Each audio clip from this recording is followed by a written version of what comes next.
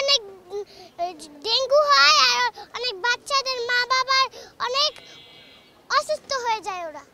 আর এখানে ডেঙ্গু মশাও অনেক হয় আর দুর্গন্ধও হয়।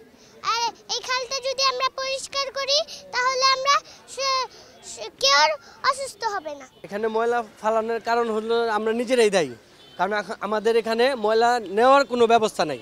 আমরা ময়লাটা এখানে আবাসিক এরিয়ায় আমরা ময়লাটা ফালাবো কোথায়? আমাদের তো এখানে বাড়িঘর সবাই স্থানীয় বাসিন্দা আছে, এখানে কোনো ময়লা নেওয়ার ব্যবস্থা নাই। আমাদের এখানে আমরা ছোট থেকে আমরা গোসল করছি, এখানেই আমরা জন্ম থেকে বড় হয়েছি। এখানে সব বাড়ি এক এক প্রতিনিধি আসে, আইসা বলে এটা এত টেন্ডার হয়েছে এত টেন্ডার হয়েছে, কিন্তু কাজ দেখি নাই। তা আমরা এখন বিপর্যয়ে আছি যে আমাদের বাড়িঘরের যে ময়লাগুলো আছে আমরা কোনোভাবেই কাউরে দিতে পারতেছি না, এবং কি আমরা নিজেরাও কোথাও নিয়ে যেতে পারতেছি না। বাধ্য হয়ে আমরা এই খালে ফেলাইতেছি। ময়লার টাকা ঠিকই নেওয়া হয়, কিন্তু ওদের কাছে অভিযোগ যে আমাদের 3 মাসে টাকা দেয় না। তো এই টাকাটা কে নেয়? আমাদের থেকে ঠিকই টাকাটা নেওয়া হয়। থালা বাটি ধুইতাম, তারপরে কাপড় চোপড় ধুইতাম, অনেক ভালো ছিল, পরিষ্কার। আগে তো খালের পরিবেশ ভালো ছিল, 12 মাস নৌকা চলছে।